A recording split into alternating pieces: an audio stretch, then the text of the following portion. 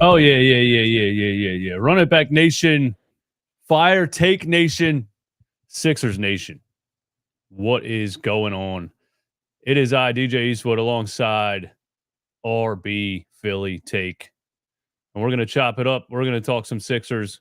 We're going to give our opinions on some things. And you be active in the chat and give your opinions on some things. Ask questions. Throw some comments, hot takes out there. And we're just going to chill and chop it up for a little while. What's going on, RB? Let's go, man. What is up? Shout out to the chat. They're already going crazy. Appreciate you having me on, getting this collab together as well. It's been a while, man. I mean, we've been doing this a long time, chatting it up. We figured, hey, let's hop on here. Let's kick back a little bit. I mean, we're in the beginning, first quarter, end of the first quarter stage of the season. Sixers are about to go on a massive win streak. We'll talk about that. But really, man, I mean, sometimes you just need to take a deep breath, kick it back, relax, and chop it up, man. So we were able to put this together. We know a lot of the people love seeing us collab, and it's good to be back on here with you, man. Yeah, bro. One of the last times I remember, or one of the ones I clicked on a couple weeks ago, was a collab from during COVID. And I was like, yo, that was crazy. And that was seems so long ago already. Thank God, by the way. But anyway, yeah, we've been collabing for a while, man. And congrats on all your success, man. A podcast with B-Ball Paul and all that.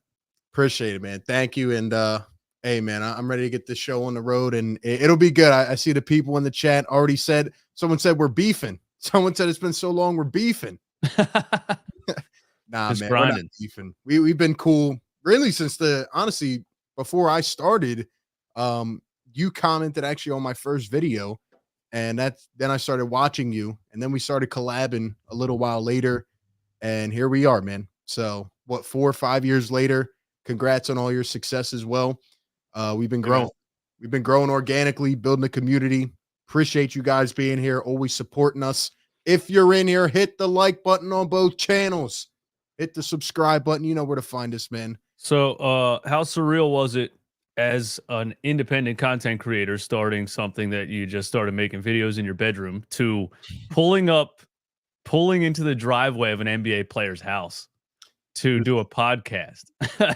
It was crazy, man. It was kind of like all of the hard work, dedication, late nights, as you know, thinking of ideas, long time chatting with the creators. All of that was just surreal coming together, hit you at once.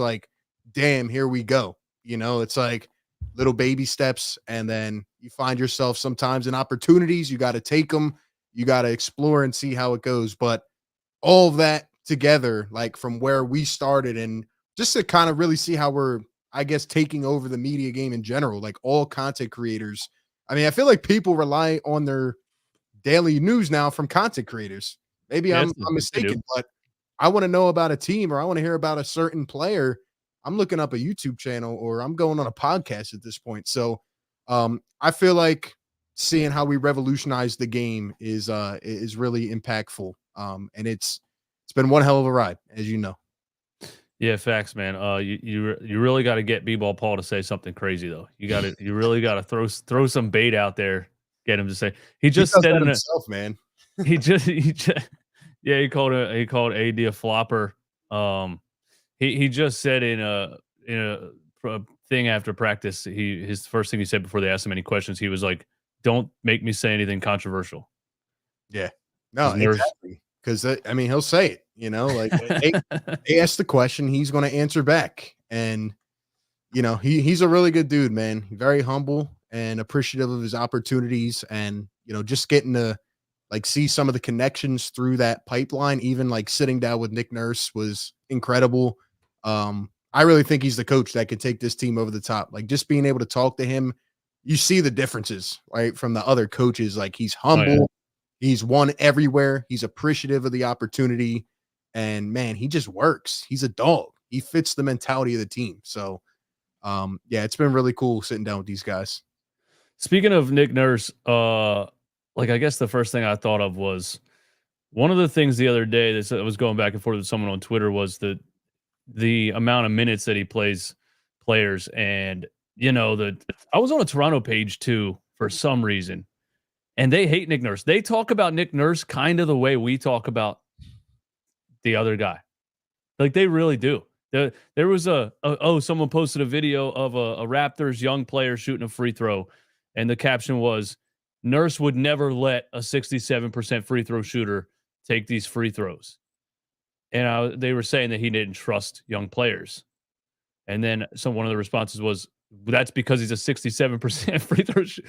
I just don't. They're like sometimes reaching to kind of say that he was holding the team back or something like that. I just don't really understand it from their perspective. But I think at the end of the day, when teams fail, when organizations fail, it always falls on the coach first. Everybody's going to look at the coach. And I think they have a little bit of bad blood from how it ended, right? There were reports that, you know, the Raptors GM and their ownership didn't see eye to eye. And Nick Nurse was essentially just burning out the starters at this point. And, you know, the way he left Toronto he got fired and then he walked down the hallway, saw the GM Masai Ujiri, and he said, good luck with the talent there.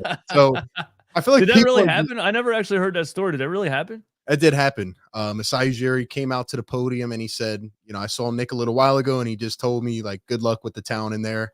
And pretty much saying like, you're not going to win anyway.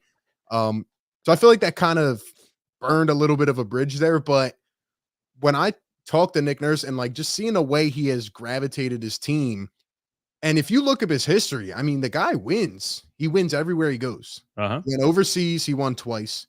He went to the G League, he won twice. His first year as a head coach, he wins a championship. This guy has winning DNA. And I just think it's ludicrous that people criticize him. I mean, to me, it's almost like the Doug Peterson tenure in Philly. Like he comes in, he wins early on. Sometimes things just don't work out. Sometimes you just have to go the other way. Like a change has to be made. Hit the reset button. But that doesn't mean Doug Peterson's a bad coach. It doesn't mean Nick Nurse is a bad coach. Just wasn't the right situation anymore. However, with a guy like Doc Rivers, as we know, it wasn't going to work. It wasn't going to work regardless. Yeah, there's a difference. The Sixers have a superstar that, you know, we've been trying to get to the next level. The Raptors had a superstar and Kyle Lowry, and, you know, Van Vliet and Siakam were, you know, the 3 and 4. And then the top two are out of there, and Nurse has to try to win with the backups. I mean, the 3 and the 4, Siakam and Fred Van Vliet. And he probably elevated them higher than other coaches would have. But yeah, the fans blamed it on, you know, the roster's just not good. You got a bunch of 6'10" defensive wings and no real identity. Exactly. And you're not going to win without a superstar. And the point that you just made, I don't know why people never bring that up. Kawhi Leonard leaves after one season. They win a championship. First off, they haven't had a championship roster since. So he wasn't going to win. He didn't have a star. I'm sorry to break it to you if there's Raptor fans in here, but Siakam is not a number one option. He's not a star. I don't even think he's a number 2 at this point, at some points. And in addition to that, Nick Nurse went out the year after, and they were still a top 2 seed or top 3 seed, whatever they were. So he won Coach of the Year that following year. He elevated the talent. They weren't going to win a championship, but he did elevate that talent. And for the first season, he finally has a superstar player again since coaching Kawhi Leonard when they went and won the NBA Finals. Yeah, I'm getting well actually in the chat already. I didn't mean Kyle Lowry was a superstar. That should be pretty obvious. I meant Kawhi Leonard was a superstar. Kyle Lowry was a high-level, all-star level point guard, you know. Um, Yeah, people in the chat, they're going to try to pick apart everything we say. Somebody earlier was saying, I didn't see who it was, but they were like, I was talking about how, like content creators kind of do a good job of breaking the news down, like, and they've become accustomed platforms. And somebody said, like, we're not their boss or something, like just something ridiculous. It's like, come on now, guys. Come on. anyway, what can you do? Uh, Yeah, the minutes. Somebody was kind of going back and forth with me about the minutes that he plays, and I don't know how you feel about it, but like NBA players can't play 40 minutes of basketball. Like I don't understand where this came from. You know what I mean? This whole Tyrese Maxey's playing 37 minutes a game, 38 minutes a game, and I'm like, what? I feel like Tyrese Maxey could play 3 hours of basketball. I know it's at a very high level, but when did the science become so in depth that you got to try to play a player 34 minutes instead of 37? We're talking about 3 entire minutes of basketball. You know what I'm saying? And then I just looked it up. Allen Iverson averaged 41 minutes a game in his entire career. Averaged 41. Yeah, I mean, I think the game is different nowadays. I think people are so just overly hyperactive when it comes to, oh, how many minutes is this guy playing? How many games? How many back-to-backs? And the funniest thing is that these guys are getting paid more than ever now to show up, right? So, and that's why they're trying to make these rules where, you have to technically, I guess, say you're hurt or resting or whatever, you're sick, rather than just saying I'm load managing, because people are out there paying a lot of money. And nowadays, I mean, it's crazier. Like these guys will sit out an entire season for $30 million. Like if you said that to somebody back in 2002, they would look at you like, you were crazy. And I just think it's kind of ruining the game a bit. But at the same time, these guys are always injured when we get to April and May. So it's like, where do you find the balance? If you cut the games, well, guess what? Not enough revenue to go around. I mean, they're adding games. They're adding in-season tournaments to make it interesting. Uh-huh. And I don't know. I guess we're going to see down the stretch, like, will guys still be injured? Will they be injured more this year? It's something to keep in mind. If they're going 120% in the in-season tournament, how much will that impact their health come playoff time? Yeah, I don't know if I really believe that a certain amount of minutes per game impacts whether a player's injured or not by the end of the season. You know what I mean? If you really look at it, guy got elbowed in the face, guy landed on someone's foot, sprained his ankle, guy landed wrong on his knee. Like, I just don't really think it has anything to do with how many minutes they're playing. I think players just get injured or they don't get injured, especially, living the past couple of years watching Joel Embiid. We've tried to load manage him.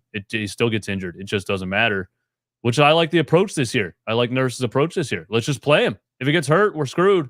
You can't play the game like, oh, remember the first couple of years, the minutes restriction and all that stuff? Like, you got to just play. If he gets hurt, you're done. But you can't not play because you might get hurt and then you never play. Like, But I like what Nurse is doing this year. And I don't think the total amount of minutes is as big of a deal as everyone makes it sound. I'm going to trust in Nurse and his philosophy. I mean, again, the guy has won everywhere he's gone. He understands the differentiating factors between overseas and G League. And, when he was in the G League, like 20 of his players got called up. He just knows how to make these guys NBA ready. And the one thing that I really enjoyed when talking to him was that he said, 50% of our offense isn't even instilled yet. Like, we're only, 10, 20 games into the season, and we're not showing you all the tricks. We're not going to come out and do what we're going to do in April and May yet. Give us some time to evolve. It takes time to learn the system and also learn the pieces and how they fit into a coach's philosophy. So I think he's on the right track right now. Yeah, I think so too. So let's do like first quarter of the season recap. Because in my opinion, the 76ers started out hot. One of the main reasons, another thing people are in my comments for all the time, I honestly believe one of the main reasons the Sixers were so hot to start the season was Kelly Oubre. I honestly believe that. I don't think he's a superstar. I don't think he's a guy that's going to lead you in the playoffs. It's not, what I'm saying. I'm just saying the Sixers, especially with the Sixers' lack of just that guy, that 6'7", super athletic wing, plug and play guy. Doesn't need a strategy, doesn't need a plan, doesn't need a play run for him. Just put him on the floor. On any team, he's going to take the basketball and he's going to do things with it. And they haven't had that kind of guy for such a long time. Joel has a specific style and role that he plays. Maxey has a specific style and role that he plays. They've always been missing those guys in between that are just ballers, that are just basketball players that can dribble, pass, and shoot and get things done in the margins. And I think one of the main reasons they were that hot is literally because of how well Kelly Oubre was fitting in the roster and the situation. And as soon as whatever happened, as soon as he got a fractured rib, I'm just going to leave it at that. It's just a fractured rib. I don't know how it happened. But as soon as he got a fractured rib, everything ended. All the whole hype, all the Sixers started the season so hot, 8-1, 9-1, whatever it was. Then all of a sudden, we're in a hole, and we make the Harden trade. We get Batum. He has the personal issues. He looks good. Then he misses 3 games. Then he gets sick. Then Joel gets sick. Then we play 6 games in 9 days where, the back-to-back, a back-to-back that's not a traveling back-to-back, I still don't see an excuse to look dog tired because, again, you're being paid this much money to play a sport. You get rest, you get rehab, you make sure you're ready to go the next day. A traveling between time zones back-to-back shouldn't be a thing in the NBA. It's ridiculous to be on jet lag and try to play a basketball game. So that Timberwolves game was obvious to me what was going on. And they've just been, back and forth, up and down since then. But I thought fully healthy and not a time zone back-to-back, they were the hottest team in the league for 9 or 10 games. Oh yeah, absolutely. And a couple of the games that they've lost, you knew they were going to lose without Joel. I mean, like you said earlier, you don't have your best player, you're not going to win the game. Like those are what I wouldn't call it this like Doc Rivers, but close to a scheduled loss. Like you're resting the MVP of the league, the guy who's leading the league in scoring. Even the Pelicans game, right, where you're losing 2 starters, 3 starters, 4 starters, you're not going to win that game, and that's just how it goes. But I would agree. And it's not even the fact that the Sixers won 8 in a row. It's the fact of how they played. I can't think of one game this year, even the ones where Joel was out, where they have not been competitive. They fight every single game. They don't go out there and go up by 15, and then here comes the end of the third quarter death lineup, and we're sweating, and we get down to the fourth quarter, and, B-Ball Paul, for example, has 5 blocks, and you take him out, and you bring back in PJ Tucker, who's a walking zero, who, by the way, hasn't played in the last 4 games. He's now out of the rotation in LA. But we haven't gone through those things. Like the Sixers either win or lose, but they're competitive every single game. And I agree 110% about Kelly Oubre, which is why when people keep asking me about trades, I'm saying, yeah, here's some guys I like, but let's wait and see. You lose 16 points per game, and you lose a guy that can defend at least 3 positions, who's shooting 38% from 3, high energy guy. It's going to impact your team. By the way, he's also athletic, and he's just such a refreshment for Sixer fans, as well as Nicholas Batum. Why? Like if these guys were on other teams, they'd just be average guys.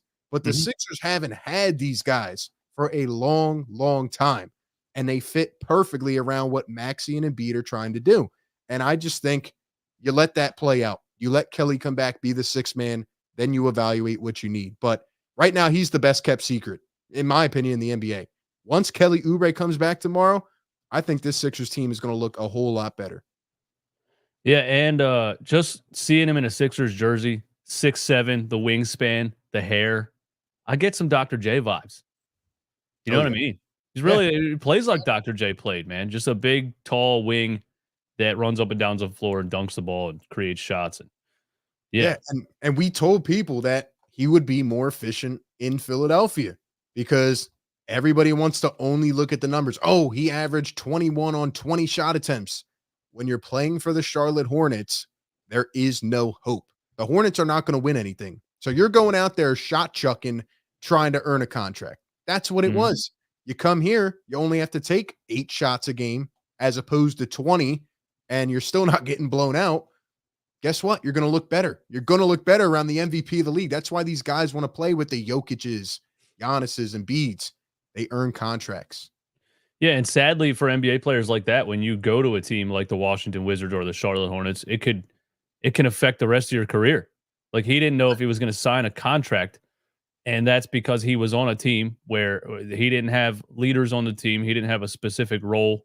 He didn't get to play the third or fourth option like he does here. And yeah, he was just forcing up shots, trying to do things. That's not the guy that he is.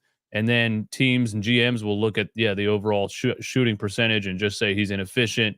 He doesn't make a team better, whatever. And then he didn't even know if he was going to get picked up by an NBA team this offseason, which is crazy because he's 28 years old. And look at what he's been doing. I can't believe he was available as long as he was, and he got picked up on a minimum, by the way. Sixers are getting this value on a minimum. Like, you can't even draw it up better. You can't draw it up. They get rid of PJ's $10 million for this year or next year. They pick up $2 million Kelly Oubre.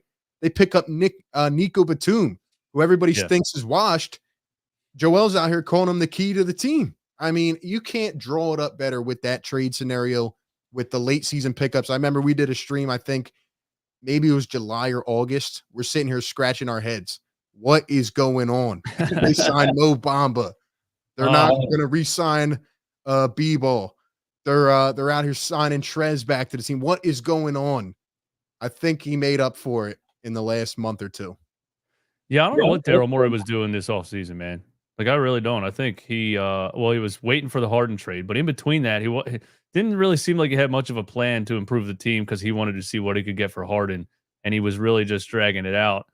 The Mo Bamba thing, I guess we could talk about him a little bit, but I didn't understand. Re-signing Montrez was crazy. I guess it saved Josh Harris $500,000 or something like that in the end because he was on a player option. But yeah, this offseason was rough, and yeah, he made up for it in the Harden trade.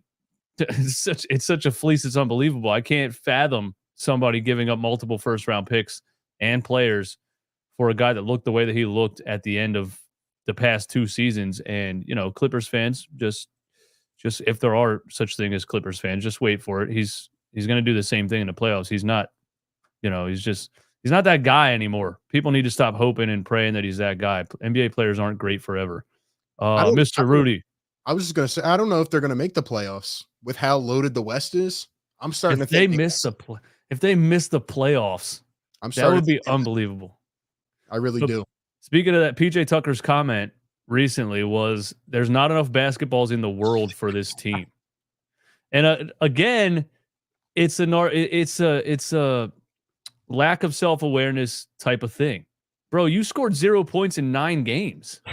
You are done. You can't play anymore.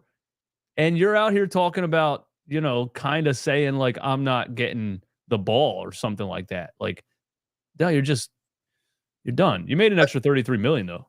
Let me ask you this: when you think of the Clippers bench, their depth pieces, right? They got rid of so many in the trade. I can't even think of maybe more than 2, other than Terrence Mann and PJ Tucker and maybe one more. And the funniest part about that is PJ is now a DNP. He doesn't play anymore. Like, he had to be that bad where he is now all the way back in the rotation. I don't even know who's playing over him at this point. I stopped keeping up, but it's like, it's crazy, man. Crazy. But at least Tyronn Lue has the ability to say, this guy is not giving us anything. He's going to the bench or whatever.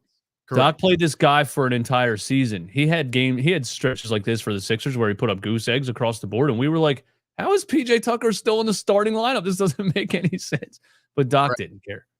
Correct. And the Clippers gave up well-needed depth, right? Other than T-Man, who at one point wasn't playing that much, Norman Powell, and maybe another backup big who they just signed recently, who I think it was Tice, if I'm not mistaken. Yeah. Who else do they have, right? Like, they don't have enough depth. Like, Covington and Batum have actually played decent in their roles here in Philly, and everybody has ended up being a quality piece here. So it's worked out really well. Well, one of the things that I said right when the trade happened was that Kawhi and Paul George missed 60 games combined last season, and the Clippers were 5th in the West, and Marcus Morris Sr. and Robert Covington and Nick Batum were all 3 playing 20-plus minutes a game. So they were literally, those 3 guys had the Clippers at number 5 in the West, and they trade all 3 of those guys to add James Harden to it. That's the crazy. That had to be just Steve Ballmer. There's no way somebody that has actual experience with making trades did that. It just had to be ownership that said, we're getting Harden in here. We're getting the fan base excited.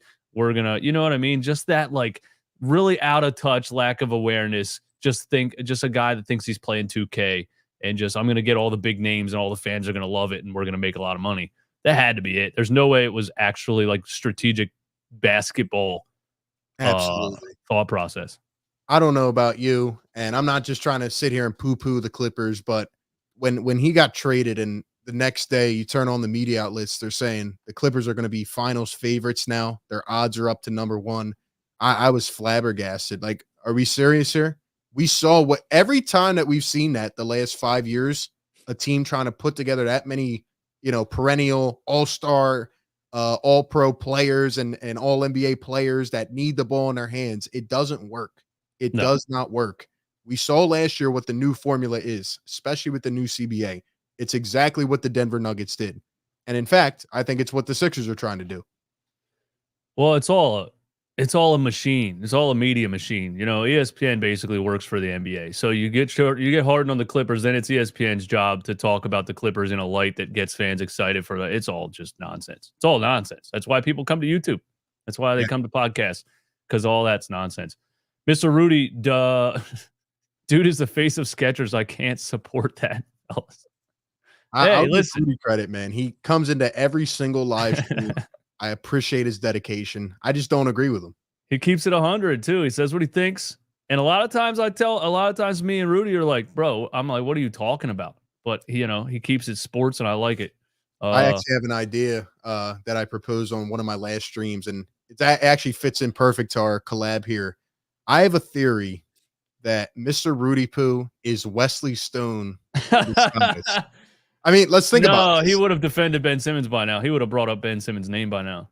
But Wesley Stone hated Joel Embiid. He hated him with a passion. And I really think, because when's the last time you've seen Wesley Stone in the YouTube streets? Like, the man disappeared. And we know what happened with Simmons. We know what happened with Harden. I really think Mr. Rudy Poo is Wesley Stone in disguise. Mr. Rudy, are you Wesley Stone in disguise? Yes or no? Let us know in the chat. It's got to be. He's got to be. Dude, you can't support him because he signed with Skechers. Listen, man, I don't know how much money Skechers put up, but it's a business. Get your money. If I don't know, hey dude, or like if Uggs told me I'll make you a signature Ugg for $100 million, I'm rocking some Uggs. You know Absolutely. what I mean? Yeah, and his last shoe deal didn't go well because they weren't really marketing him that much. And I mean, it was a business move, like you said. The guy wants to, help generations upon generations. Debunked. Mr. Rudy is not Wesley Stone. He's been arguing with Wesley Stone since day one. I don't know. It sounds like something Wesley Stone would say. Sounds like something Wesley would say, man. Wow. But yeah, man, I really, I can't believe how many people constantly come in. I guess it's just because of the playoffs last year. The people that constantly come in and hate on Joel. Guy is leading the league in scoring again. Like, we are witnessing a generational basketball player. I just have learned to tune it out. I mean, I'm not going to sit here and deny, that he has flaws. Of course he does. He needs to stay healthy. He needs to produce in the playoffs, but we're looking at maybe one of the greatest centers of this era. And, it's crazy to me. Like, I guess he just has more haters as he gets bigger and does more things. Yeah, everybody has sneak haters. You know what I mean? But now social media takes it to a different level. Back in the day, nobody knows this, but people hated Michael Jordan. You know what I mean? They called him a ball hog. They hated that he was manipulating the officials. They hated that the NBA was letting him get away with travels and push-offs, and they hated Michael Jordan. There was no social media. The only people with a voice were, newspaper writers and ESPN guys and things like that. It's basically like this now. Social media is like this now. It's like there was protests, right? And in a protest, there's one guy with a megaphone. Okay, that's the guy that's supposed to talk because everybody trusts that guy to talk. Now, everybody has a megaphone. Everybody in the protest, there's 10,000 megaphones, and 9,998 of them should not be speaking into the megaphone. That's how I see it. Everybody has a platform now. You And can the Joel Embiid haters, you can tell that they wait around for it. The Sixers start out hot. There's no Joel haters. Then they have one bad game and they're all over the place. Like, this guy's out of shape. We're never winning with him. My good God, man. This is one of the. I mean, I get it. You want to get out of the second round, and I respect the people that say I'm not watching until playoffs, and I don't want to hear it until we get out of the second round. I'm like, that's cool. Sure. That's fine. Sure. But I still think you should enjoy watching him play, because when it's all over, 10 years from now, 20 years from now, people are going to talk about Joel Embiid as a historic NBA talent. They're going to talk about him as a historic NBA talent. It's a center with the skill set has rarely been seen before. And so sometimes people just need to take a step back and just enjoy it as the star talent that you're watching, like this whole, we need to win a championship right now or everybody sucks. But it's Philly, I guess. No, it's very rare too nowadays that a guy stays and endures the type of stuff, I'll call it, that he has had to with this organization. Like, nowadays, guys are ready to jump ship, after a couple years of dealing with this. He's been here for the entire process and he's seen the ups and downs. So I don't know, man. At the end of the day, he needs to get out of the second round, but absolutely, he is elevated to an MVP player. I don't think there's many people that thought, okay, he's going to be this type of player when he was drafted, and he keeps getting better. And now he actually has a real coach that wants him to get to that level. He's in good shape, and he's played almost every game this season. So I'm happy with what I've seen from Joel. Yeah, people are underestimating, first of all, how much Nick Nurse was going to affect the team in general. Nobody was talking about how much Nick Nurse is going to take Joel Embiid to the next level, and not just by the system around him, more movement, more passing, more cutting, just really basic basketball stuff. Like I said a million times, a high school coach down the street could have looked at the Sixers last year and said, why isn't anybody moving? You know what I mean? Pass and screen. Like, they used to tell me that in open gym in my middle school coach knows more than, Glenn. But so not just the system, but the fact that I think he keeps it 100 with Joel to his face. And some of the stories that Nick Nurse has told about the way that he talked to Kawhi and Lauri when they'd play a lackluster game, he kind of get on them and he kind of give it to him. And Joel's never had a coach that would give it to him. Joel's never had a coach that would look him in the face and say, you are playing soft. You are not attacking the basket. You're shying away from contact. I think Nurse is saying these types of things to him. Oh, and that's going to take him to the next level. And in the playoffs, I think you're going to see a different level of physicality and engagement from Joel Embiid. 100%. And you're also going to see more, a more dynamic offense. You're going to see more versatility. Other guys are going to be involved. It's not just going to be force feeding Joel, when the Sixers are sweeping whatever team in the first round and just kind of burning him out. So, I think Nick Nurse is ready to take that ride with Joel Embiid. I think the Sixers actually practice for once. You can see it with the way they, knock down shots, with the way they hit their spots on the floor. It's just a lot more polished than it has been. And bringing it back to the schedule and the first part of the season, and I want to get your thoughts. Like, I think it's gone better than I expected. I thought it would look better with Nick Nurse, but you can just see the fundamentals are there that haven't been there in the past. And I think that is a huge, promise going into the next part of this season, where if you look at the next 7 games, I mean, they should probably win at least 6 of them, right? They can really get that flow going. That 8-game win streak helped. And just the way they look as a team is very promising, especially before the trade deadline. Yeah, definitely one of the things that I enjoy about this team this season is when they have a lackluster first half, they come out the second half with a different level of intensity, especially on the defensive end. And it's because Nurse is in there at halftime. Like, you guys aren't hustling. You guys aren't playing hard. You guys aren't moving. You're going to lose the game if you're not doing the little things like rotating on defense, flying out to the 3-point line and crashing the boards. And usually if they have a lackluster first half, they come out with a different level of intensity in the second half. And that's new. That's new for me watching the Sixers, because I'm used to them starting out flat and we're like, oh, I know how this game's going to go. And then it goes the same way the whole time. He keeps it honest as well. Listen to a press conference after a game. If we play like crap in a certain quarter, he says, yeah, we came out and I didn't know what the heck we were doing. And I told him we need to wake up.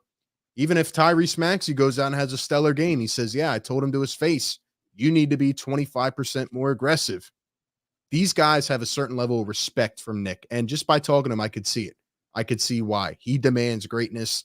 And I think he's the coach that can ultimately get this team over the top. Not to try to look back or anything, but if they had him in some of these past playoff series, I think we may be looking at a different outcome because I think he's not going to let it sink to the level that it did.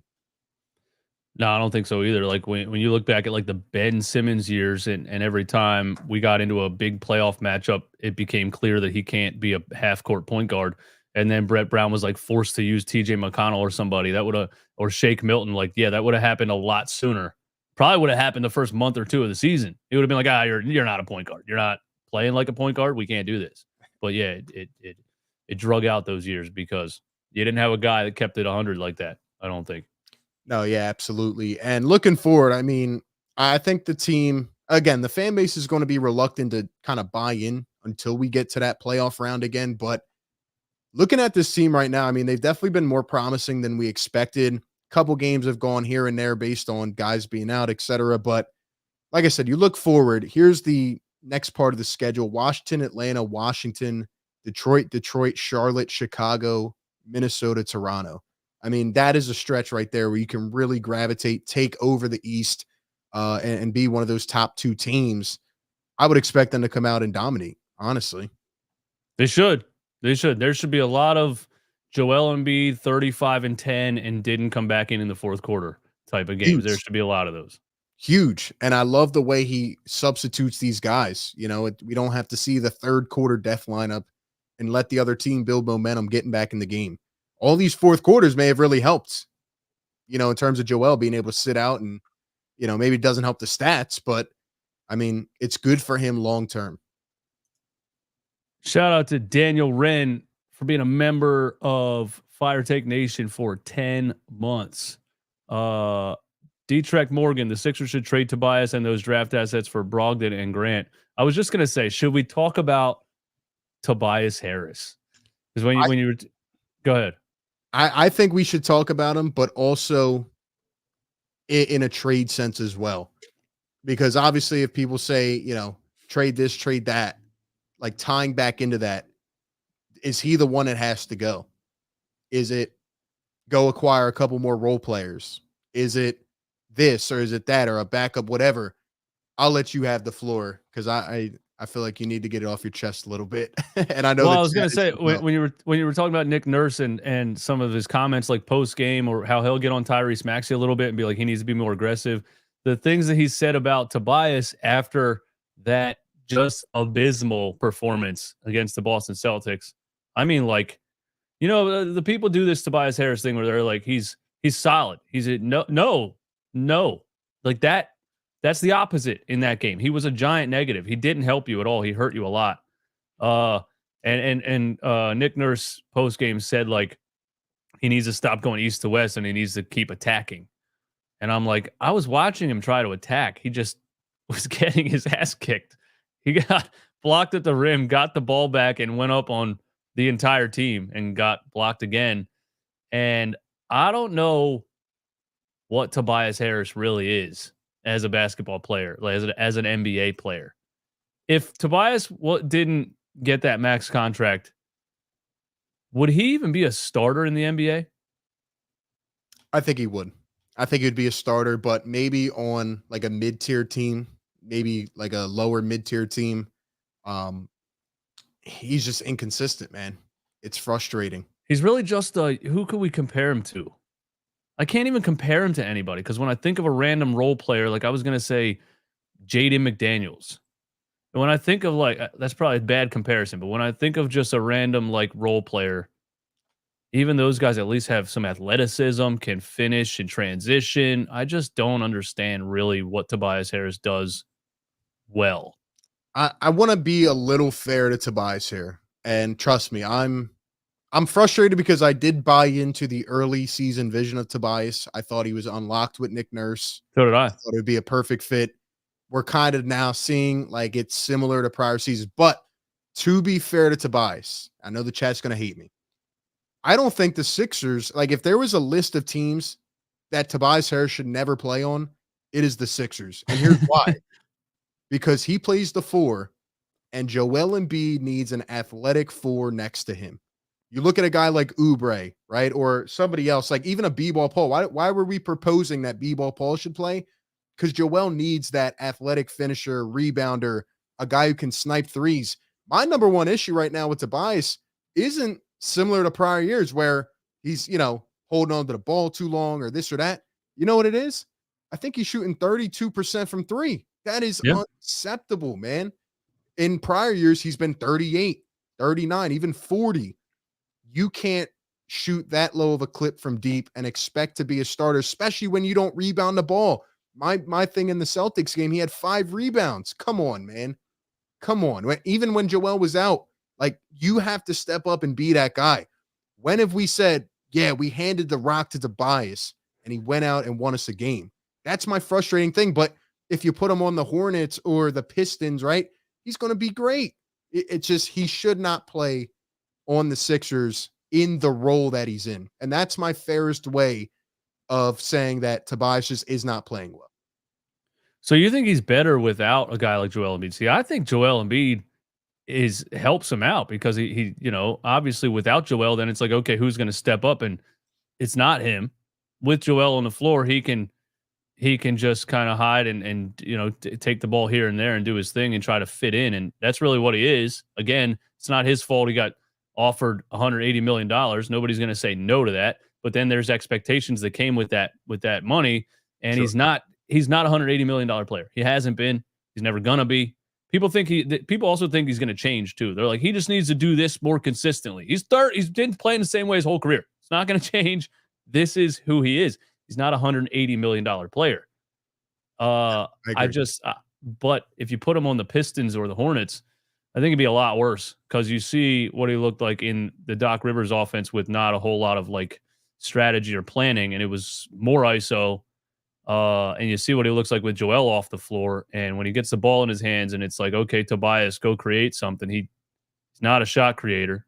Again, so he's not a good 3-point shooter. He's not a good rebounder. He's not a good shot creator. He's not a good defender.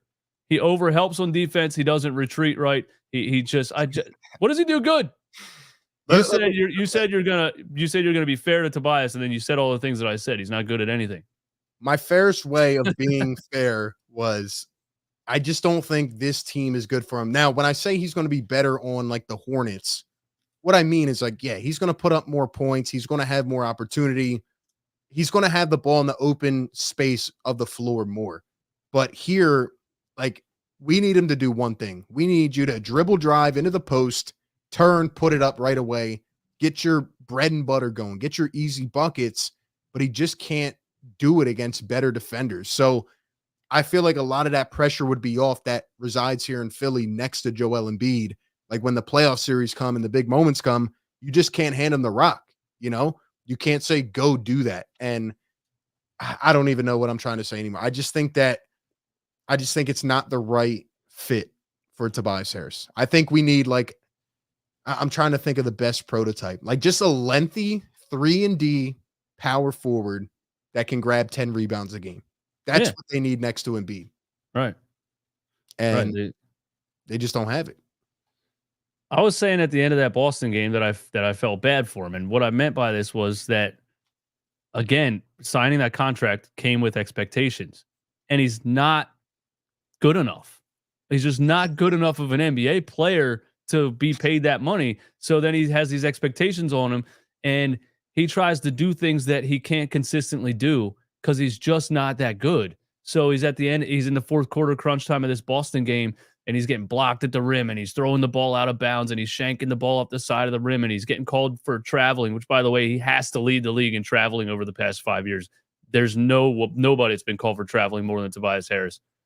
I don't feel bad for him because you signed the contract. The expectations come with that, and now you have this pressure on you. But it looks like at the end of that game when he got called for that travel and walked to the bench, it looked like it really affected him kind of emotionally, how just mad at himself he was or whatever. And I was like, damn, I kind of feel bad right now. But you're making $180 million. I don't feel bad. I feel bad because he's the perfect teammate. He's the perfect locker room guy. He's a good dude. He says the right things. But when push comes to shove, he doesn't get it done. And you know why he got that contract? Because he does do it, but only in spurts. He does it in stretches. At the end of his LA tenure, he was balling. That's why the Sixers went out and traded a pick and Shaman and got him, because he does it in spurts. The beginning of the season, he looks like he's going to be 21 point per game Tobias. And, he's clicking on all cylinders, but then it just falls off. And I don't know, man. It's frustrating. Somebody in the chat said if the Sixers had 4 Batums, they'd be well off. And I agree. And I think that's the point I'm trying to make, is like around Joel and Tyrese, they just need catch and shoot defenders. They need guys who can snipe from anywhere, who are not going to take the ball in their hands and take touches away from the other two. Kind of like the Nuggets, if you think about it, which again was why I said earlier, they're building the prototype, right? Get the KCPs of the world, get the Browns, get those kinds of guys, and, let Murray and Jokic do their thing and have a aggressive rebounder like Aaron Gordon. And then you got the snipers, man. And that's how I see it. So that's why I just don't think the fit is there for Tobias. And we've seen it for way too long. Yeah, and the tweet that I shared on Instagram from Ben Dietrich, where he said basically there's no reason for Tobias Harris to be playing this many minutes when Robert Covington and Nicholas Batum give you more. And people were, some of the replies were like, you really going to say those guys are better than Tobias? And I'm like, one-on-one basketball, that's not what we're talking about. We're talking about fit. We're talking about what needs to be around Joel Embiid. And it's defense and three-point shooting. That's it. So, yeah, literally Robert Covington right now is a better fit next to Joel than Tobias Harris. Nicholas Batum, obviously. But, it's... You agree that if Tobias was a better rebounder and defender, there would not be nearly as much slack about him. Like if he could do those things. Of course. The problem is it's an effort thing. But it's like it's a DNA thing. It's a dog mentality. Yeah. It's a dog mentality thing. He just doesn't have that. He when he tells himself to, you can tell when he reminds himself, when he has that game where he's like, all right, I'm going to go out there and play hard and go crash the glass. And he has 12 rebounds and he's being physical. And you're like, wow, look at Tobias Harris. What the hell happened? But then he reverts back to how he's comfortable playing, which is finesse, trying to Euro step around guys, high off the glass. He just doesn't have the dog mentality that everybody wants him to have. And it's just who he is. It's not an insult to say that. He just doesn't have it. Yeah, he doesn't have it. It reminds me of last game against the Celtics where late in the game, he had a breakaway layup. I think it was Melton who dished it down the floor to him. Mm-hmm. Instead of just throwing down a vicious slam, he waits for one defender to go by. Then he tries to do a reverse layup. No, man, throw the ball down. Like, draw some contact, throw it down, get vicious. You know what I mean? And like you said, we see that once in a while, but you just revert back to who you are DNA-wise. And I think if Tobias didn't hurt the team, the Sixers win that game. As crazy as it was, if he didn't hurt the team late in the game, if he didn't turn it over or walk, I think they win the game. They should have kept it going through Pat Bev because, damn, he was on fire, man. Yeah, maybe they would have won the game. The Sixers have – that's the one thing over the course of this era is that some of those guys that, like, we have a couple dog mentality guys now like a Pat Bev, but guys that have size and athleticism and have that dog mentality. Like the kind of guy – where's the young athletic player that sees a guy in front of the rim and says, I'm putting this ball in the rim through that guy's body and he's not stopping me? Where's, you know what I mean? Those players that love contact, they love the physicality. And that if, you were in a scrap on the street and they were on your side, you'd be in good hands. Like Ben Simmons, 6'11", show me a poster dunk. Show me one in 6 years. Like he just didn't have that attack mode. Yeah. And Tobias doesn't have it either. And I thought we got one in KJ Martin. He doesn't. Suddenly he can't dunk either. Yeah, he's not playing at all. I'm surprised that Springer's not playing either. I thought we'd see more of him at this point. There's a couple guys that I'm a little confused on, but again, Springer still has an illness. Springer was dealing with the illness, right? He was, but he is back. And even before the illness, he wasn't really getting consistent minutes. And I don't know. It's an interesting thing. It really is. Looking at the Sixers team, what do you think they need to do? What's their number one area? Like, obviously, we want to wait and see with Kelly Oubre back, but like, all right, this is what we need to do. Honestly, for me, I think it's just with the addition of Batum, Covington, Oubre coming back. I think you finally have 3-and-D wing role players that can fill in the blanks, that can fit in, that you can stagger in different lineups that they've missed forever. The only major weakness I think I see right now is the backup point guard position. I would love to think that Patrick Beverley can play all the time like he played against the Boston Celtics. Was that Patrick Beverley's best game of his entire career? It was. And, obviously I don't want to take anything away from him. That was probably the best game he'll ever play. But damn it, that's why I love Pat Bev, man. That's why we've been calling for him for 3 years. Like, he shouldn't even be in the league. He was overseas for 4 years. He has got it literally, no pun intended, out the mud. Like, he just keeps finding ways, when he's on the scores table in Minnesota or, when he's all up in somebody's grill. He doesn't have the talent to really be a sustained NBA player, but he's got this, man. He actually is a dog. And just the way he's hitting step backs out there in Boston, like, the guy is fantastic, man. Big fan of Pat Bev. Yeah, Pat Bev, not just in his career, but mentality wise, like he's proof that like when you believe in yourself more than anybody in the world believes in you, good things happen. And that you could take that Celtics game specifically, or just his entire career. He was probably counted out his whole career, like Jimmy Butler being a late draft pick, a late second round draft pick or whatever, and then becoming what he became.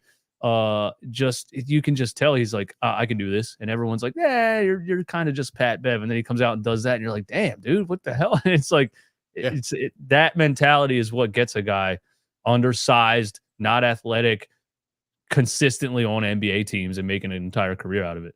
And he's just, dude, his personality is just amazing. You listen to his podcast, and he just has so much fun with the NBA and the trash talk. And you see what he said, where he's coming for Austin Reeves next time because he gave him the too little, man. Dude, Pat Bev's a gem. He's so refreshing, especially in the current day NBA with how these players are, with their mentalities. Like, Pat Bev is old school, man. He's coming out there to bust your chops every night. Doesn't matter who it is. I love him, man. But I would agree. I think the backup point is something that will need to be addressed. I honestly, again, things can change in a couple months. For once, the Sixers actually have a little bit of leverage. They can kind of monitor and see what happens. At the point we're going at, I don't know if another big-time star player, like another big name, is even necessary. I keep going back to this formula that you have the upcoming, young, I would say star point guard in the works. You have the MVP center, and you get the Oubres and the Batums of the world, and you add as much depth as possible, and you make this team scrappy. I think they can compete. I really do. Maybe you go out and get a Caruso or a Brogdon or a guy like that to really solidify that bench scoring. I don't know if we need to go out and pay another 40, 35 million for another guy that may end up like Tobias, right? Not getting a lot of touches and fades in and out. And then you're restricted going into the summer, et cetera. So that's where I'm at.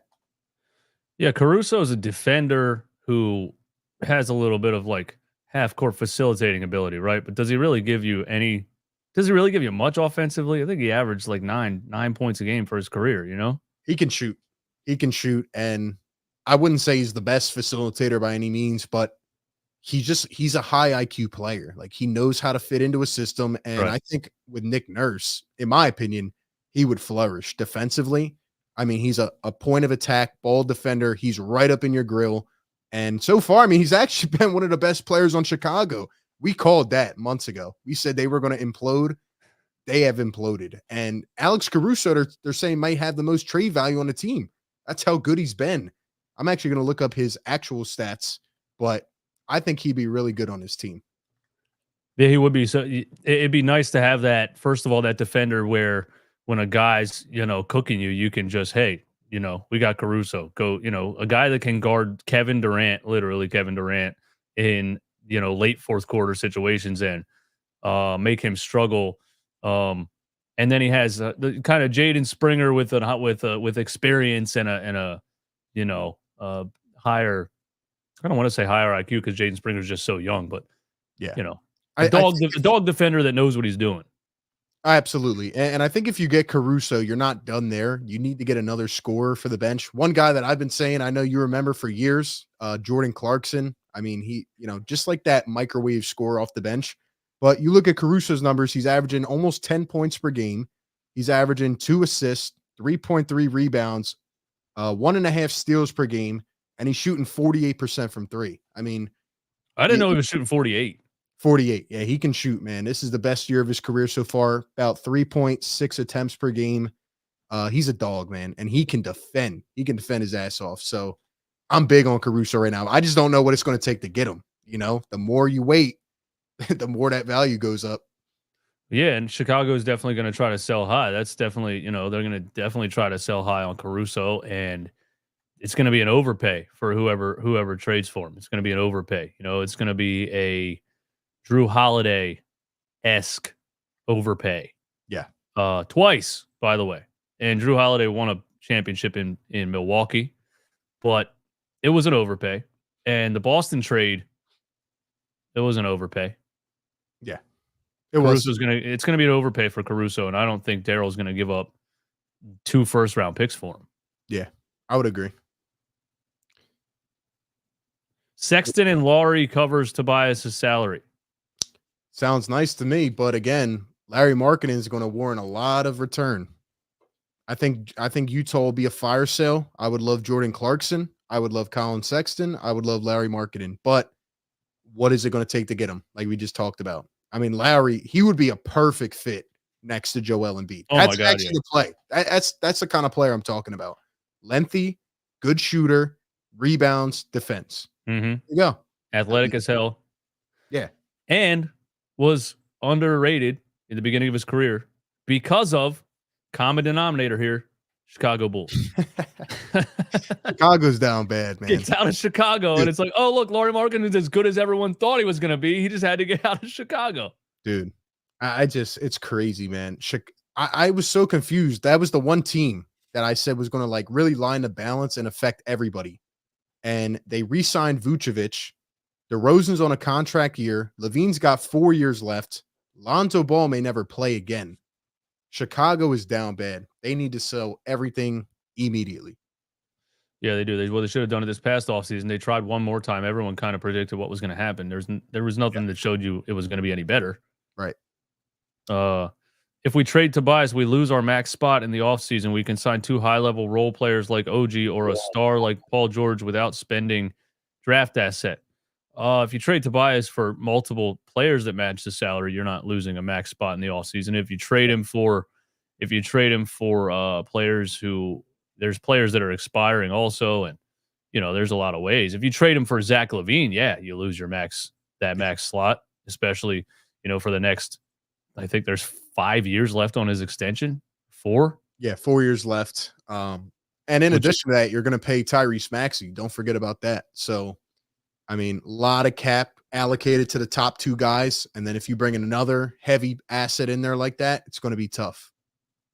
Yeah, I was kind of on the LaVine thing for a while. I've kind of gotten off of it because it makes me nervous about being locked in for 4 years because you have to know for a fact that that's the guy that's going to get you to the next level because how much longer does Joel have in his prime, And if you do the Zach LaVine thing, you're signing up for, okay, this is the guy for the rest of Joel Embiid's prime. That's going to be the 2 or 3 option next to Tyrese Maxey. And that makes me nervous to be locked into that. And I'm big on LaVine in terms of a player, but like I said earlier, you look at these other teams that have these like 3-star situations, they just don't pan out. For example, Phoenix right now, right? They're decent. Bradley Beal has been injured the whole season, and we haven't even started really the tough part of the season yet. And they have minimum players playing around KD and Beal and Booker. You get to the playoffs, I don't think that's going to work. I don't think the Suns are going to make it past the second round. Not because of their star talent, but because they have nobody else around that I think will hold up in the crunch time. By the way, I think OG Anunoby is going to get paid a lot more than some people think. They're talking about potentially paying him like 30 to 40 a year. And I don't know. That's a risk. That's a risk for OG? No, that's a risk for a team trading for him. Like if Daryl Morey trades assets to get OG Anunoby, say a couple first rounders, etc., is he going to want to pay him that money going forward? Is OG Anunoby a $40 million player or a $35 million player? At this point of the NBA? Yeah. The way NBA money is getting tossed around. But talent-wise? Big time, big strong defender who can score on three levels. I think he is. If we look at Fred VanVleet getting $40 million in Houston, but should Fred VanVleet get $40 million? No.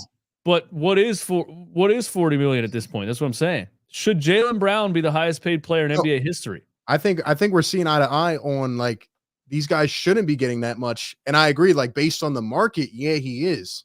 But talent-wise, that is going to really strap your team. I don't know. That's where you're not into signing OG Anunoby this offseason. I am, but just not for $38 million per year. Unless you have, say, Maxey, Anunoby, and Embiid tied down, and you can still get like the minimum Kelly Oubre's of the world to fill out your team. But I don't know if Anunoby's worth $38 million per year or 35 or whatever it's going to end up being. I would say he's going to get traded for something, but what's his name's going to hold on to him too long because that's what he does. Yeah, he will. I think nowadays you have to find the right role players. Like if you look at Denver last year again, like KCP wasn't paid that much. I don't think Aaron Gordon was on too heavy of a contract. I'm not exactly sure off the top of my head. I think he's got a couple years left, but they just found the right pieces around their top two. Davon, thanks for the support, man. Tobias defends Tatum well. Lowest point per game is versus Tobias. He didn't defend him well in game 6. He didn't defend him well last game against Boston either, just a couple nights ago. I don't think Tobias's defense one-on-one is really his issue. It's there's just a specific play in the third or fourth quarter.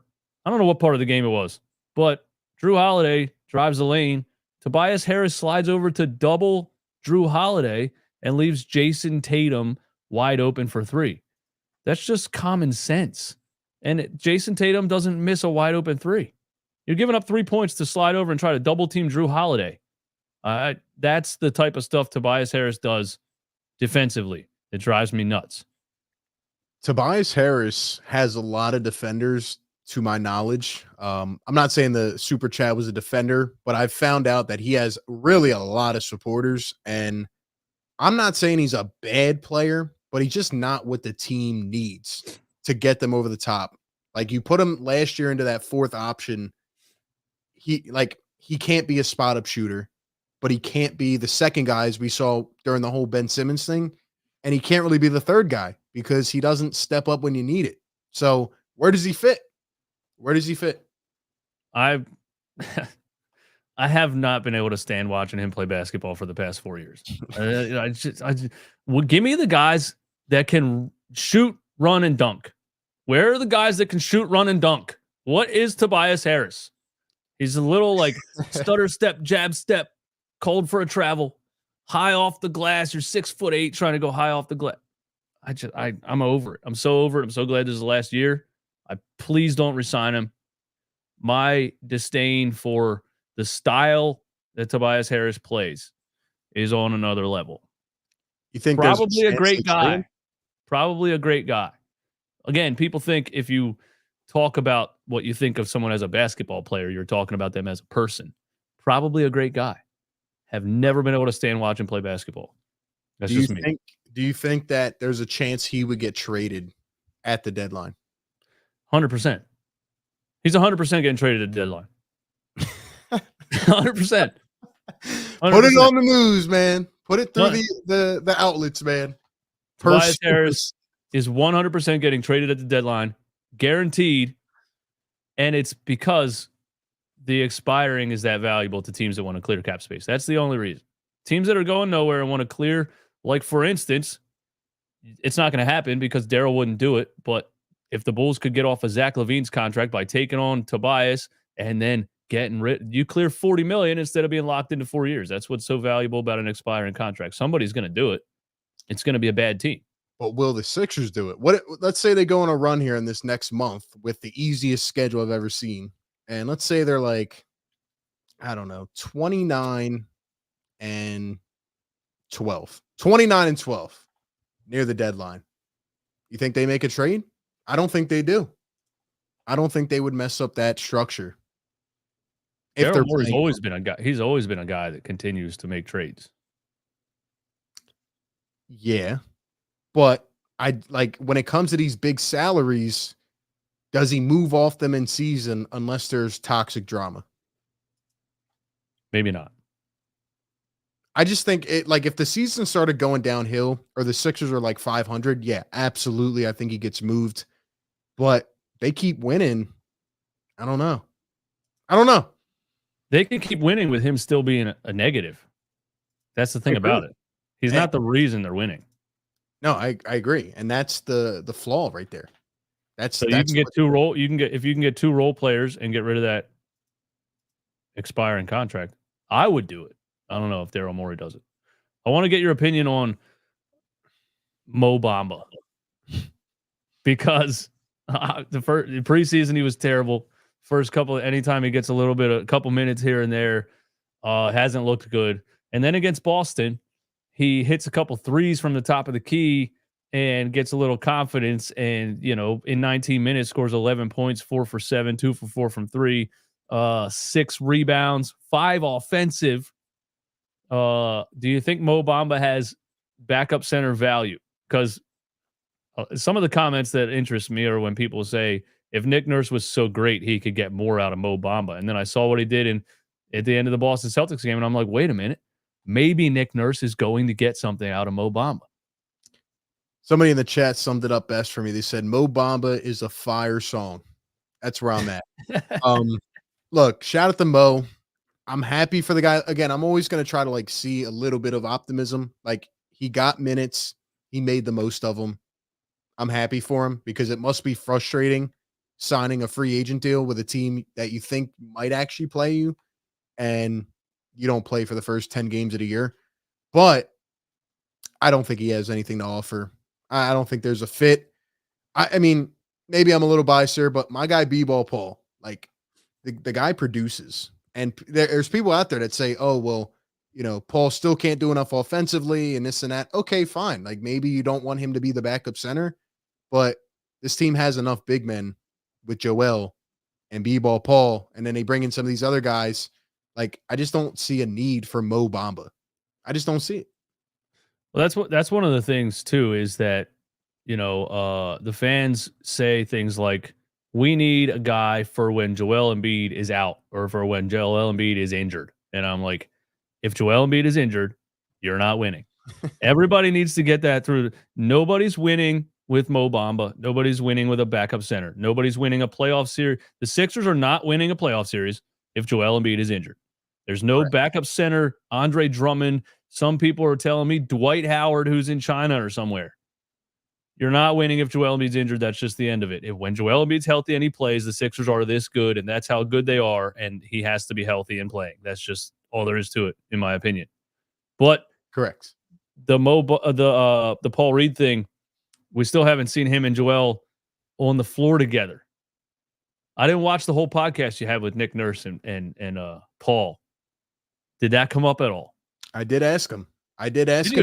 And yeah, and I kind of followed up on the question that he was asked in the preseason, and he said, "Yeah, we'll see it at some point." I asked him, are we just kind of keeping this in the bag of tricks for a better opponent? And what he, I guess, alluded to is it's matchup based, which I do like against a better team, or maybe he doesn't want to reveal that because again, he said that we haven't even revealed the full offense yet, so maybe we're saving that. But I would definitely like to see it at some point. What do you think it was when he started Marcus Morris against the Pelicans? What do you think it was? Was it his fear that Paul Reed's going to foul out in 5 minutes? It had to be. It had to be.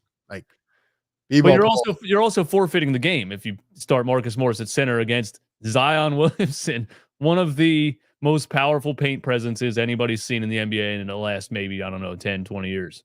You're forfeiting the game. I agree. And I also think there was nowhere to go. It's like when you're stuck on a one-way, can't do anything. Like, people were so mad at Nick Nurse that game. They were coming in the live stream chat. Nick Nurse has been exposed. This is who he is. The guy is down. Kelly Oubre. He's down Joel Embiid. Tyrese Maxey's sick. He's down Jaden Springer. He's down Daniel House. What do you expect them to do? What do you expect them to do? And matter of fact, the both times that Morris has started, he goes on this like phenomenal stretch for 5 minutes where he just can't miss a bucket. It's weird, but like there's just nothing he could do. I agree. Paul Reed should have started those games. Would it really have made a difference? Right, because if Paul Reed picks up 3 fouls in the first 6 minutes, then Morris is in there anyway. Right. Then you have the starters playing 30 minutes. And for what? I don't know. It just wasn't much to do. I do like what Morris is given offensively in certain lineups and situations where you need a buck. He still has that shot creator tendency. He still has that pull up jump shot game, and it's very nice for the Sixers in those bench lineups when he has other guys on the floor that can kind of hide the fact that he just defensively, doesn't move his feet very well anymore. And anytime he gets switched onto a guard, it's over. It's an automatic bucket. But there's spots that Marcus Morris can be helpful, definitely. I think there are spots. I've actually been really surprised with Covington as well. I'm not a big Covington guy at all, but man, he has played well defensively. I mean, he's getting 4 or 5 steals off the bench every game. He's active hands. I don't know. It's been a nice refreshment on the bench defensively to have Covington in there, in my opinion. I love Robert Covington. I'm like a born again. What's it called when you like join a religion and you're like, whatever. I hated Robert Covington. I could not. I thought he was when he was in Philly the first time, I thought he was the worst basketball player I've ever seen in my life. Yeah, I was not a big fan. Part of it was because he was trying to play a role that wasn't, he's not a leader. He's not a guy that's, and he's out here trying to put up 20 shots a game or whatever for the tanking Sixers. But even on like fast breaks, I saw this guy miss wide open layups with nobody around him.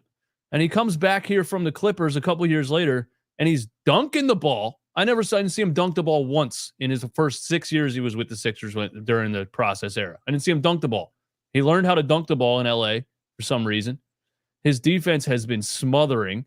He got Jason Tatum ejected from the game. Jason Tatum was so frustrated because every time he tried to do anything with the ball, Robert Covington got a fingertip on it, and he couldn't stand it. I love Robert Covington right now.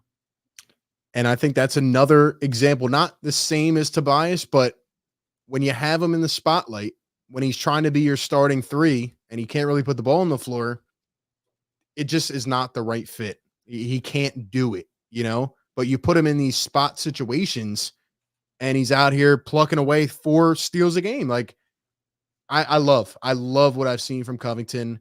I think the Sixers have won the trade by many miles. Every guy they got, even the picks, are all positives right now. Every asset in that trade will turn out to be beneficial.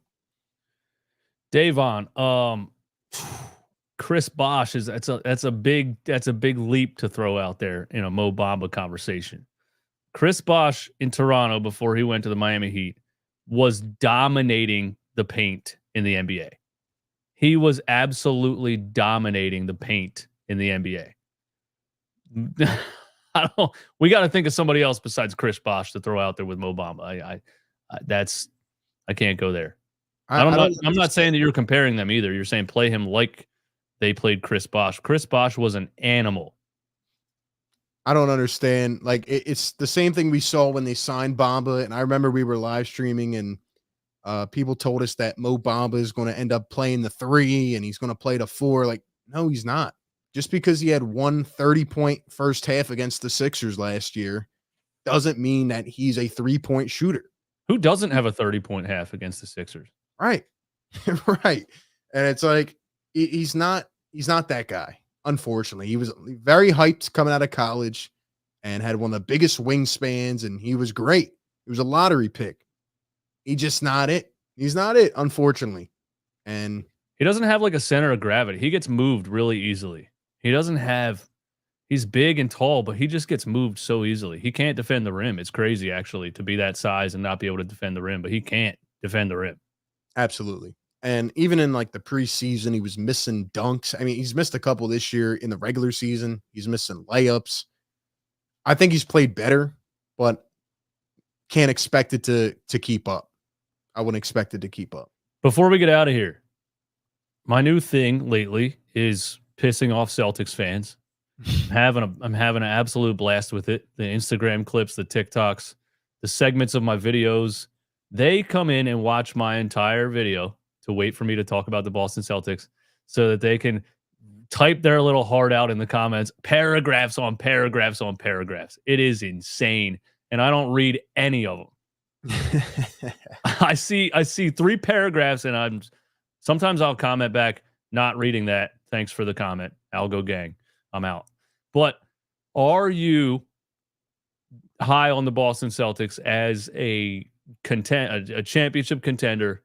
Do you think, because it's like, everybody always does this. We can't beat the Boston Celtics. We still can't beat the Boston Celtics. We're never going to beat the Boston Celtics. This is not the Danny Ainge Boston Celtics. I'm being serious when I say this. I think the Jaylen Brown overpay is crazy. I just watched him in the third quarter against the Pacers when Jason Tatum was out of the game. Jaylen Brown was the guy that was supposed to lead that bench lineup, and the Pacers went on a 24-5 run. He couldn't do anything, and he was deferring to the better player, Derek White. I just think there's a lot of problems in the Boston Celtics roster. They traded away their dogs, the Marcus Smart, Grant Williams, Robert Williams. I mean, those guys all had a hand in bullying and dominating Joel Embiid in the playoffs.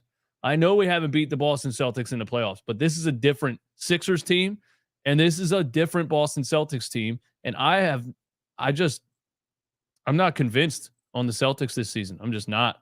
And I think the Sixers can take them out this time. I really believe that. I agree. You said this was not the same Boston Celtics team. I was going to follow up with, well, this isn't the Doc Rivers Sixers. And Nick Nurse, after winning the championship, took them to 7 games. Go look at the team that he was utilizing in that series. Nick Nurse can absolutely take this Sixers team up against the Celtics. Sixers should have won that series last year. That will haunt me for a long time until we get back to the playoffs. Tatum was as cold as ice in that series until game 6. And you look at the Celtics, I agree. Like, they have Porzingis. There's an injury issue there. And again, I'm not saying that the Celtics are not contenders. I think they can still be one of the best teams in the East, but they do have structural issues that must be addressed.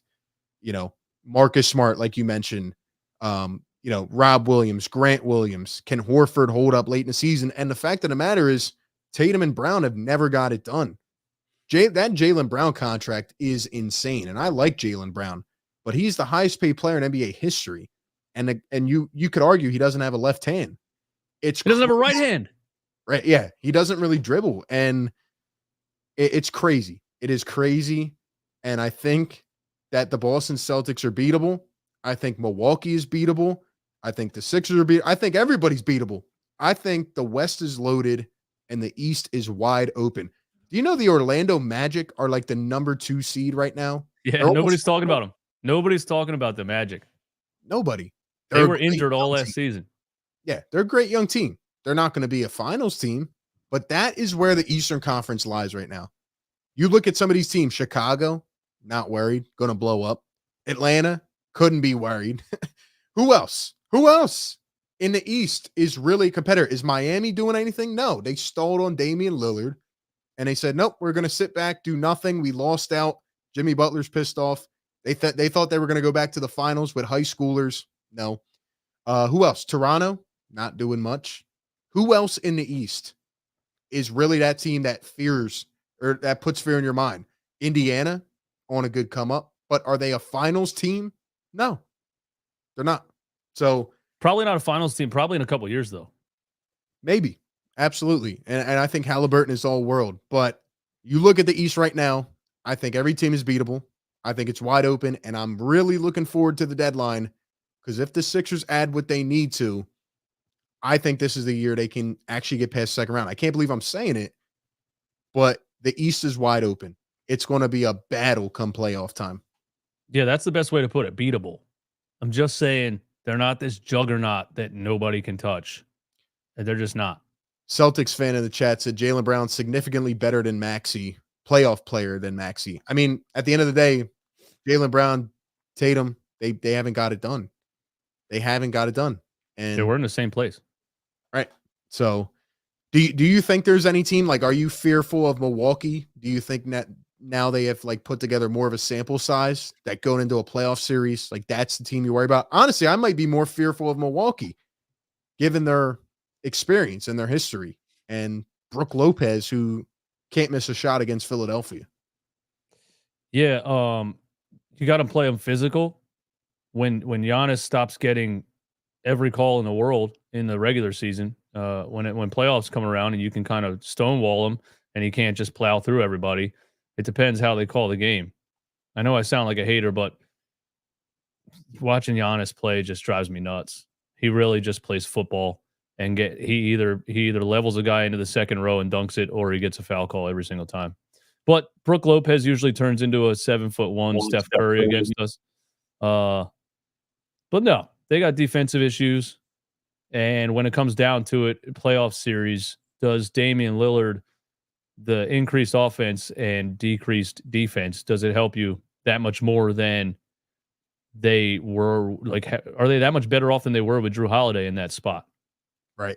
Yeah, it's a very valid question. And I don't know the answer. I think this is going to be wide open. I think the Sixers have an opportunity.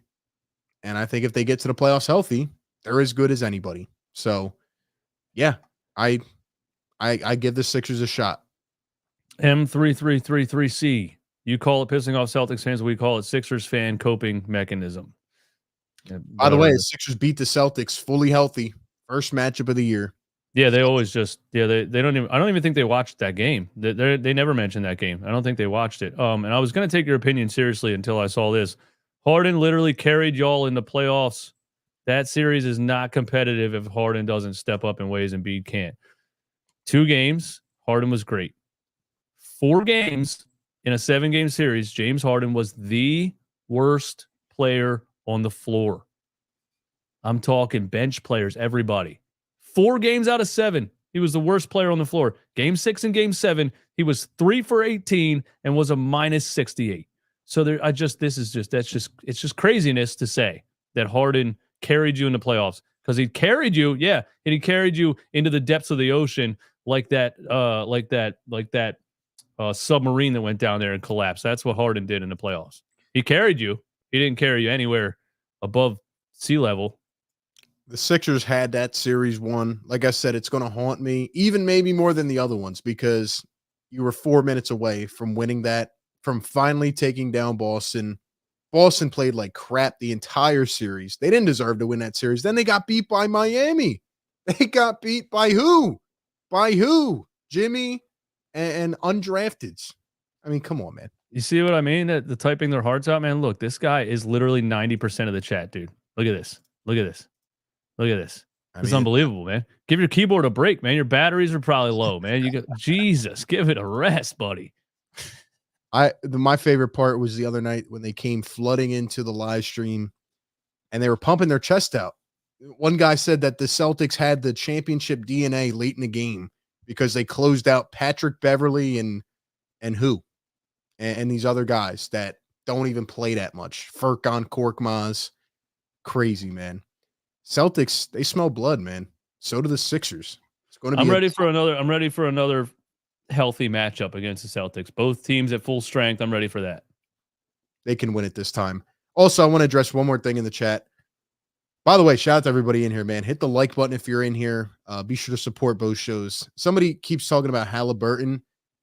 I don't know about you, but everything that I remember and heard and researched, etc., the Sixers did not have a chance to get Tyrese Halliburton. I don't think they did. I think Daryl Morey was truthful when he said, there was no other offers available. And people keep going back to the Halliburton comment where he said, I thought I was going to play for the Sixers. Why did Halliburton think that?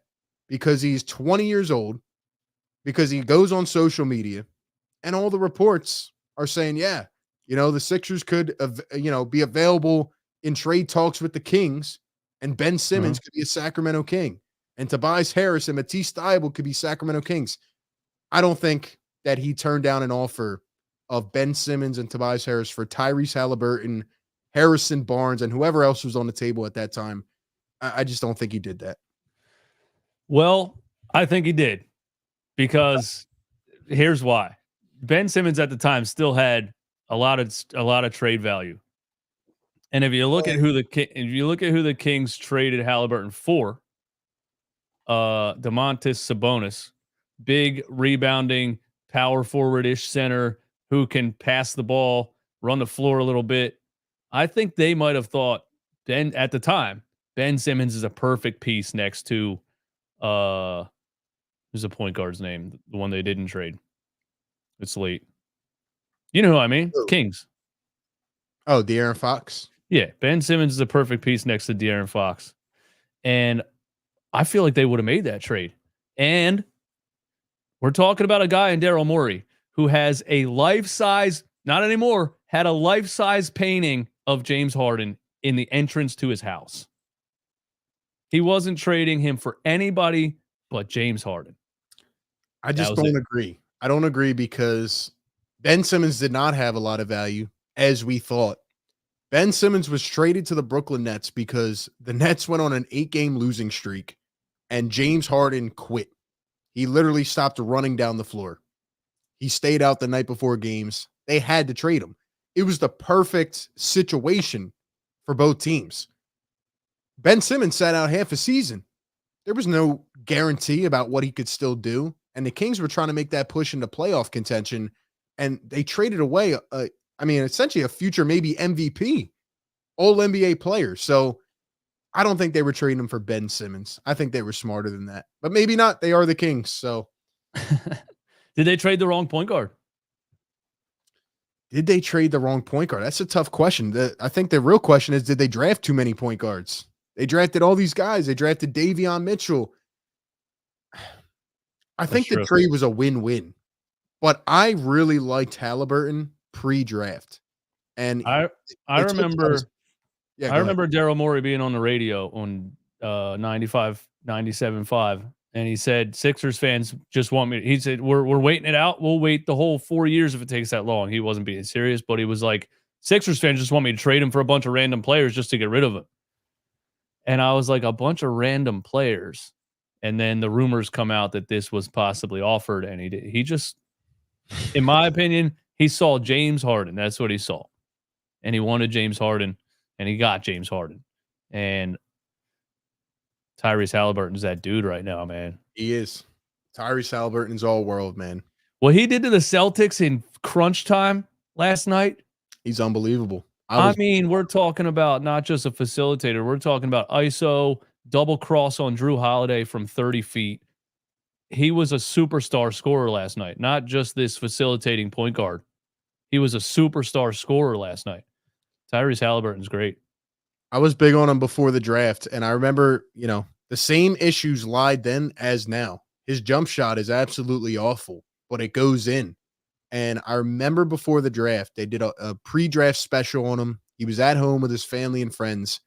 They said this guy has like a 4.5 GPA.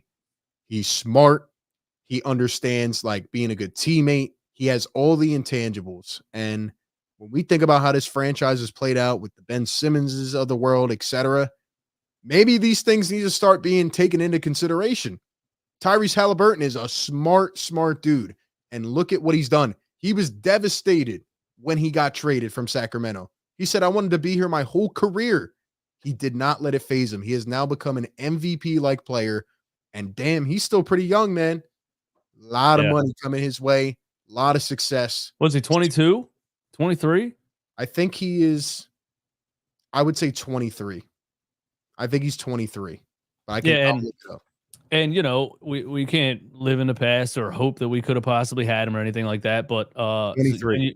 you look at Tyrese Maxey, I think that Tyrese Maxey is becoming a great scoring point guard. I think that's what I'll call him. Like this new age NBA scoring point guard, like a Damian Lillard scoring point guard, not known as a facilitator, can pass the ball.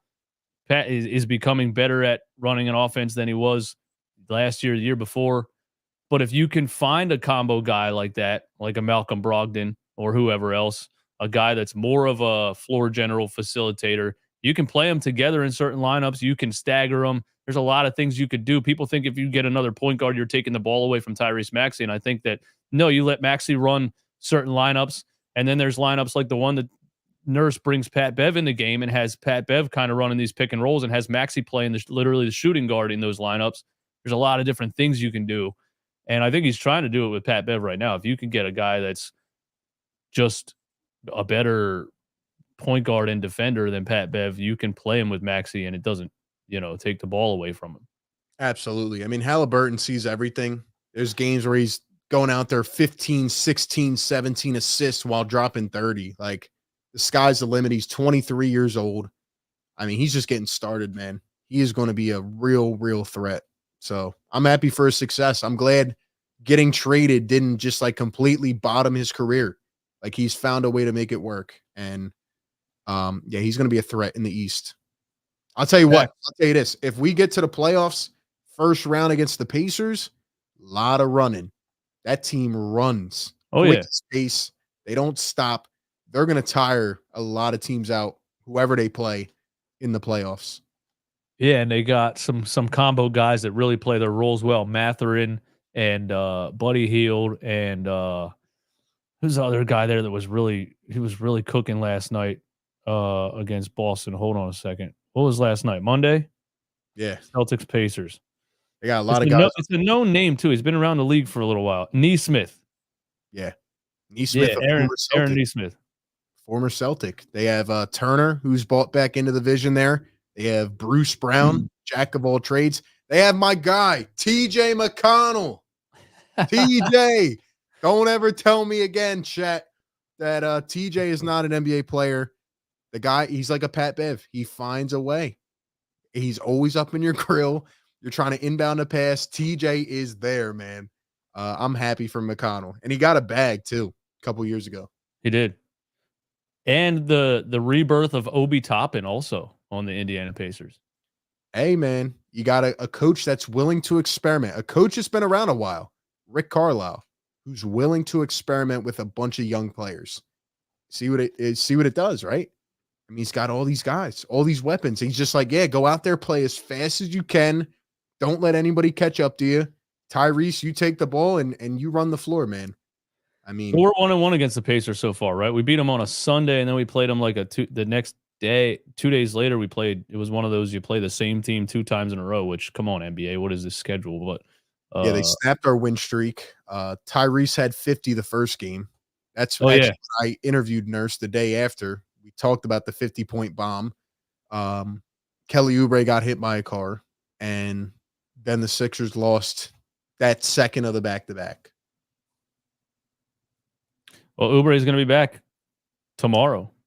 Yes, he is. And what do you think the Sixers record will be? We'll end it off with this. Again, I'm going to read out their next 10 games. Washington, Atlanta, Washington, Detroit, Charlotte, Chicago, Minnesota, Toronto, Miami.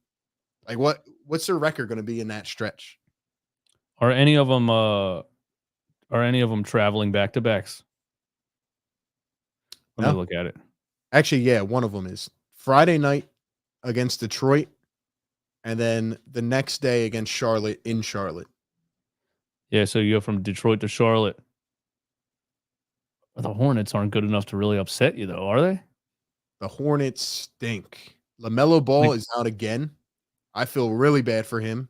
I mean, every time he gets a flow going, the Ball brothers have just had bad luck. They never play again. And LaMelo just keeps getting hurt. He got hurt. He sprained his ankle again. It's always an ankle. Last year, he sprained his ankle. He came back. The first game back, he stepped on the lady sitting courtside, stepped on her foot, injured again. How did I miss that? It's crazy, man. But yeah, the Hornets are nothing special. The Pistons, oh my gosh. We want to talk about, does coaching matter versus talent? The Pistons are bad. Bring Alec Burks back to the Sixers. How about that? Leave that on your homework to-do list tonight. Burks has to get traded from Detroit. Bring him back. Alec Burks. I liked him when he was here. He had a couple good years for the Knicks, right? Yeah, he was with the Knicks. He was with Golden State. He's been around, man. Brett Brown never played him though in that playoff series. Yeah, Brett Brown wouldn't play him. But yeah, out of those 10 games. Yeah, let's look at it. Washington, Atlanta, Washington, Detroit, Charlotte, Chicago, Minnesota. Is that what we're talking about? 1, 2, 3, 4, 5, 6, 7, 8, 9, 10. Okay. Minnesota and Miami. You're counting Minnesota, Toronto, Miami. Yep. That's the next. Friday, December 8th against Atlanta feels like a trap game to me for some reason. Maybe like a Trae Young 45-point whatever, shoot the lights out kind of thing. I don't want to say they're going to win all these games. They're not going to lose to the Washington Wizards. That's just 100% not going to happen. They don't play down to competition anymore, especially like we said, they play with so much effort now. They play hard. You don't get these games where you're like, wow, they didn't even try, or they go down to the wire with last year they would go down to the wire with the Washington Wizards and pull it out at the end of the game. Now it's like they're asserting themselves and dominating these type of teams. So they're not losing to the Wizards. They're not losing to the Pistons. Charlotte, Chicago, dub. I would love to get revenge on Minnesota because we played them on a traveling back-to-back, and Minnesota's still number 1 seed in the West. Number 2, I don't remember. Yeah, Minnesota's good right now. They're playing good ball. I'll say 8-2. They lose to somehow, some way on Friday. They lose to Atlanta, and they lose to the Miami Heat on the Christmas Day. Lose to the Heat on Christmas Day. That would be upsetting. I'm just trying not to say 12-0. I'm saying 10-2. I think they, as crazy as it may sound, I think they may slip up one to Detroit. I don't know why. Detroit has been miserable. Just feels like a trap game. Like the night before Charlotte. We did struggle kind of against Detroit in the first half when we played them. Yes, the beginning of this season. We did struggle in the first half. They got a lot of guys that can run up and down the floor, and we came out flat, and they ran on us. That Chicago game, there's going to be a lot of buzz around that game. I can't believe the NFL switched because the Eagles game against the Seahawks was supposed to be on Sunday, the 17th. They flexed it to Monday night. So now the Eagles are going to be on at the same time as that game. Maybe there's some hype going around with Chicago, and they don't want us to watch. But that'll be an interesting game. I think Minnesota could be tough. I think maybe the other loss comes from Minnesota or Miami. That would be my guess. But I think they go 8-2. All right. Hey, man, this was fun, bro. This was fun. Glad we did this. Let's try to do it let's try to do it once a week if we can, man. Let's do it for the people. Yeah, man. Shout out to the chat. Shout out to everybody in here. We've been up here for an hour, 40 minutes. Damn. Yeah, shout out to the people. Everybody hit the like button. Thanks for being here. Even the Celtics fans, thanks for being here. Algo gang. I got nothing else, man. You got anything else? Appreciate everybody tapping in. Great talking with you, and good to kind of connect on this level, just take a step back from the games and just chop it up a little bit about what we're seeing. I know a lot of people may be, disconnected a bit at this point in the season, but we're going to keep covering the team as the days go on, as the games go on, coverage will ramp up. So, we'll keep breaking it down. Appreciate everybody being here. Yeah, buddy. We'll see you guys next time. Peace.